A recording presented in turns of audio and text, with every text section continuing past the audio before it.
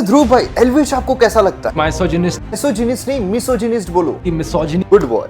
वाह। इसकी spelling AADIL है और एक वो जिसकी स्पेलिंग ADIL है। और उस वक्त ये फेसबुक प्रोफाइल लॉक थी। सोरोस की चरण वंदना करने लगे। अब हो सकता है उनके लैपटॉप में ध्रुव कॉग्निटो मोड हो, पर उन्हें मोदी जी में कुछ अच्छाइयां नहीं दिखती और सोरोस में कुछ बुराइयां नहीं दिखती। तो सोरोस एक ऐसा बिजनेसमैन है जो देश डूबने पर पैसा कमाता है। सोरोस बिल्कुल नहीं चाहता कि किसी भी देश में नेशनलिज्म डेवलप हो। मेरे भाई, इसे ही कहा जाता है सेलेक्टिव आउटरीच। ध्रुव राठी, मेरा एक भी वीडियो ऐसा बता दे जहां पर मैंने तुझे गाली दी। ध्रुव राठी ने एल्विश यादव को 10 टास्क दिए थे।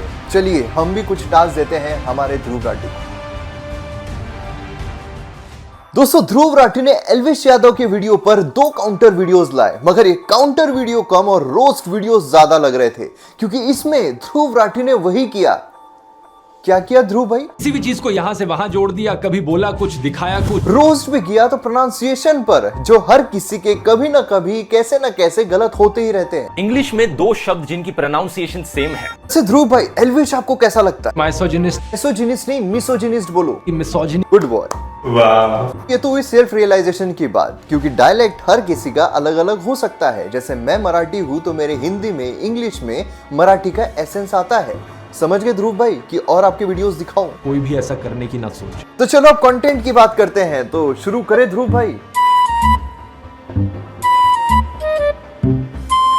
शुरू करते हैं। तो दोस्तों, अपने फर्स्ट पार्ट में ध्रुव राठी ने आदिल अमन की बात को फर्जी बताया और कहा कि आदिल अमन से जो उनकी पहचान है वो सिर्फ फेसबुक तक की सीमित है। उन्होंने एक ध्रुव राठी स्क्वाड करके एक फेसबुक ग्रुप बनाया था, जिसमें उन्होंने आदिल अमन को, क्योंकि वो बहुत ज्यादा एक्टिव थे, इसीलिए एडमिन बनाया। लेकिन जैसे ही उन्हें पता चला कि आदिल अमन कुछ वायलेंट पोस्ट कर रहा है, उन्होंने उसे एडमिन पोस्ट से हटा दिया। और इन्होंने ये भी कहा कि जितने भी एडमिन्स थे उन्हें वो पर्सनली नहीं जानते थे। तो जो भी एडमिन्स थे मेरे फेसबुक ग्रुप के, उनमें से किसी से भी मैं आज तक पर्सनली कभी नहीं मिला। ध्रुव भाई, वो आदिल अमन कौन है फंडिंग के लिए जिसके अकाउंट डिटेल्स आपने शेयर किए थे? यहाँ पर आप ये चीज बोलोगे कि देश के प्रधानमंत्री किसी एक्सट्रीमिस्ट को अपने ऑफिस में इनवाइट कर सकते हैं? सॉरी, गलत वीडियो प्ले हो गई। जब प्रधानमंत्री मोदी सड़क छाप मवालियों को ट्विटर पर फॉलो करते हुए दिखते हैं। अब मैं किसी फंड रेजिंग के लिए किसी का अकाउंट भी नहीं दे सकता? बिल्कुल दे सकते हो, इट्स योर चॉइस।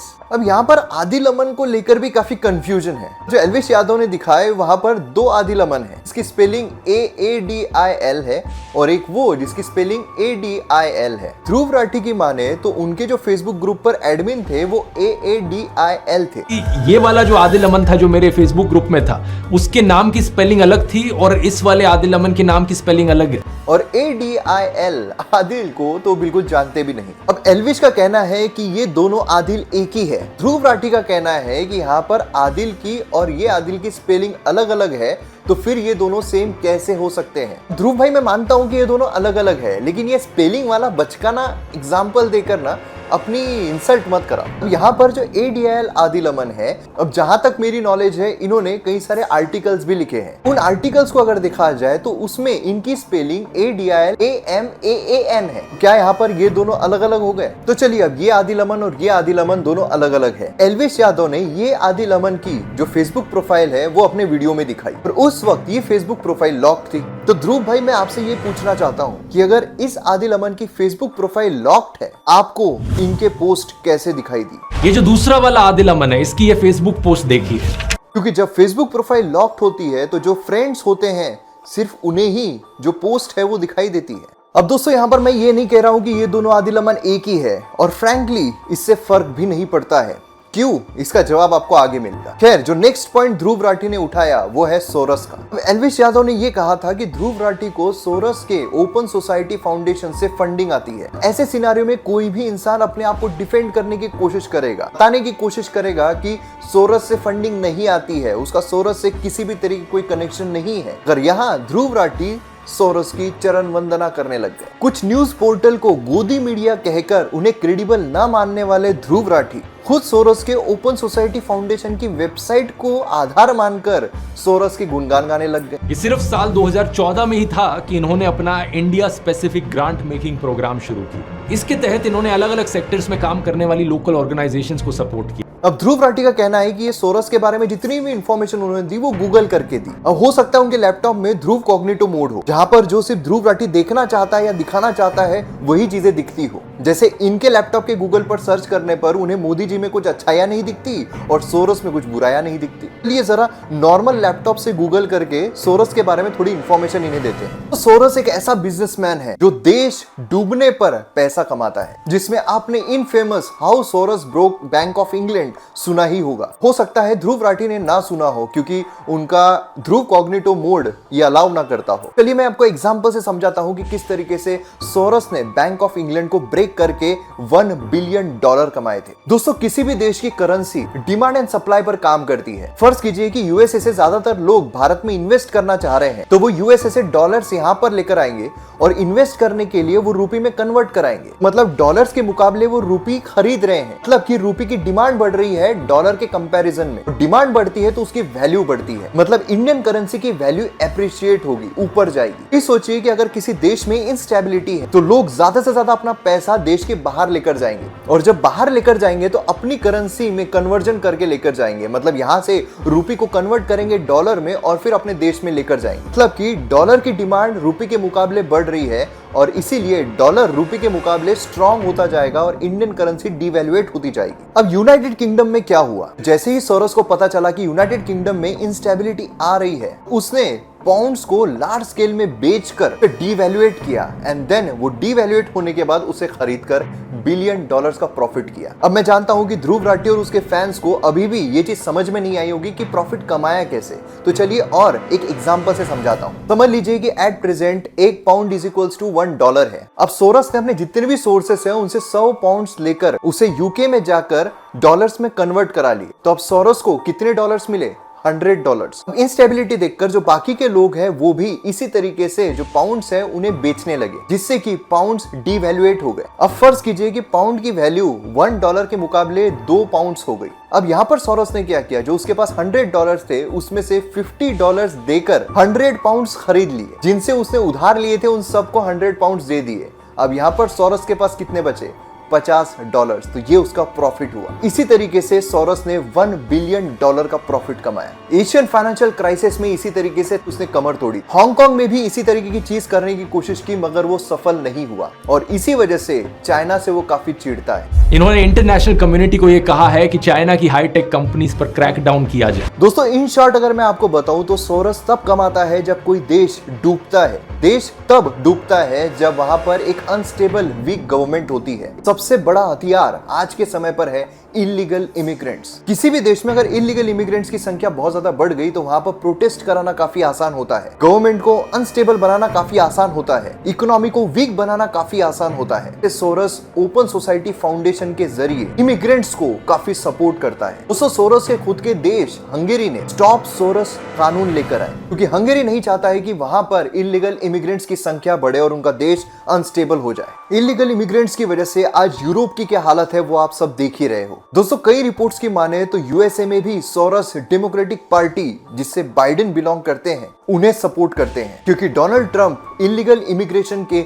सख्त खिलाफ रहे हैं। वहीं दूसरी तरफ बाइडेन की पॉलिसी इलीगल माइग्रेंट्स को लेकर काफी लिबरल रही है। यूएसए में हमें क्या देखने को मिलता है? ट्रंप और बाइडेन के बीच में प्रेसिडेंशियल रेस चल रही थी। जब दोनों की डिबेट होती है तो उसमें डोनाल्ड ट्रंप पूरी तरीके से डोमिनेट करते हैं। पूरे यूएसए में एक वेव हो जाती है कि बाइडेन हारने वाले हैं, लेकिन उसके कुछ दिन के बाद डोनाल्ड ट्रंप पर का अटेम्प्ट किया जाता है और जब वो बच जाते हैं उसके कुछ दिन के बाद बाइडेन प्रेसिडेंशियल रेस से बैकआउट कर लेते हैं। क्रोनोलॉजी समझ रहे हो? ट्रंप के बॉडीगार्ड से सीक्रेट सर्विस उन्हें उस रैली में आए काफी लोगों ने उस शूटर के बारे में बताया, सीक्रेट सर्विस ने इग्नोर कर दिया। क्या इसके पीछे कोई कॉन्स्पिरेसी नहीं थी? दोस्तों, कई सारे रिपोर्ट्स का तो ये भी मानना है सोरस जो यूनिवर्सिटीज को फंडिंग करता है उसके पीछे भी मकसद है कि स्टूडेंट प्रोटेस्ट को देश में बढ़ावा दिया जाए।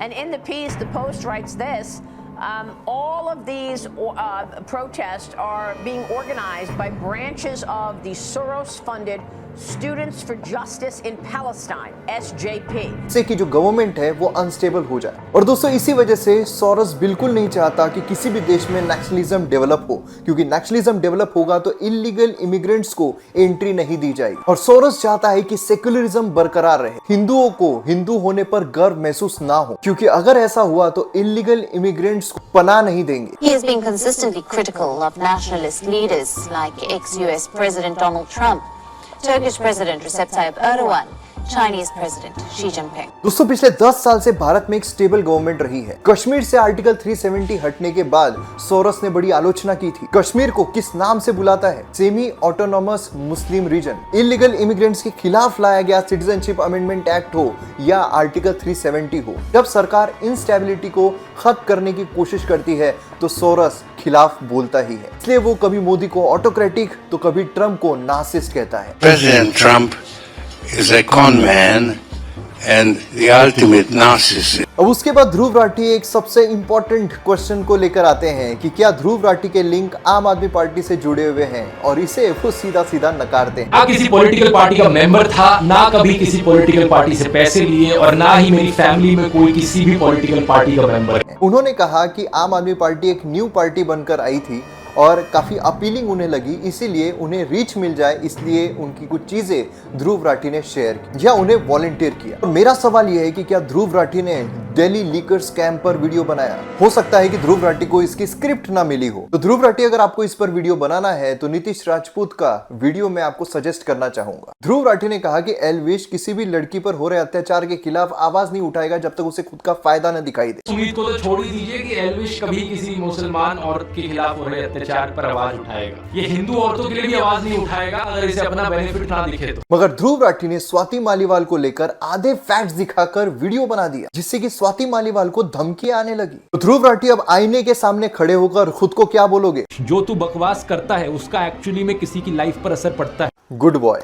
ध्रुव राठी ने मोदी पर बने मीम पर अरेस्ट ना होने पर कहा कि इसमें क्या बड़ी बात है। और वैसे इस मीम में था भी क्या? प्रधानमंत्री मोदी का एक कार्टून स्टेज पर डांस कर रहा था, इसमें कुछ अरेस्ट करवाने जैसा था क्या? लेकिन वैसा ही मीम ममता बनर्जी पर बनाने वाले को अरेस्ट कर लिया जाता है, तब ध्रुव राठी, मेरे भाई, इसे ही कहा जाता है सेलेक्टिव आउटरीच। इसने कहा कि एल्विश ने मुझे डिक्टेटर कहा क्योंकि मैंने कुछ लोगों को ब्लॉक कर दिया, और ब्लॉक करने के पीछे कारण क्या था कि वो गाली गलौज कर रहे थे। ध्रुव राठी, मेरा एक भी वीडियो ऐसा बता दे जहां पर मैंने तुझे गाली दी हो। तेरे गाली की परिभाषा क्या है ये मुझे नहीं पता, लेकिन लॉजिकली और फैक्चुअली काउंटर करने के बावजूद तूने मुझे ब्लॉक किया। ध्रुव राठी ने एल्विश यादव को 10 टास्क दिए थे। चलिए हम भी कुछ टास्क देते हैं हमारे ध्रुव राठी को। जब तू सोरस की बात कर रहा था तो अपने वीडियो में सोरस और बीजेपी के बीच में लिंक जुड़ाने की तूने पूरी कोशिश की, मगर कांग्रेस और सोरस के बारे में बिल्कुल बात नहीं की। तो ध्रुव राठी, अपना सिलेक्टिव आउटरीच बनकर, ताकि हम सब साथ मिलकर भारत के किसी भी कोने में कुछ भी गलत हो रहा हो तो उसके खिलाफ आवाज उठा सके। दूसरा, एल्विश आर्मी को गाली ना देने के लिए कहा तूने। Good boy. लेकिन ऐसा ही अपने ध्रुव राठी स्क्वाड से भी कहे। तेरे वीडियो की वजह से जब स्वाति मालीवाल को गालियां पड़ रही थी, उस वक्त एक ट्वीट जरूर किया जा सकता था अब्यूज ना करने के लिए। तीसरा, छत्रपति शिवाजी महाराज के बारे में जो भी अननोइंगली मिस इन्फॉर्मेशन तूने स्प्रेड की है उस पार्ट को ट्रिम कर दे। चौथा, एजुकेशनल वीडियोस बनाने पर ज्यादा फोकस कर। और पांचवा, माना कि तुझे पॉलिटिक्स में इंटरेस्ट 2014 के बाद से आया है, अगर 2014 के पहले की भी पॉलिटिक्स पढ़ ले ताकि न्यूट्रल ओपिनियन रखने में हेल्प मिलेगी। चाहे तो मेरा पॉलिटिका कोर्स खरीद ले, यहाँ से तुझे न्यूट्रल पर्सपेक्टिव के साथ पूरा पॉलिटी सीखने को मिलेगा। एल्विश को तूने 42% डिस्काउंट दिया था, मैं तुझे 100% देता हूँ, लेकिन सिर्फ तुझे, क्योंकि मुझे सही में देश की परवाह है। जय हिंद।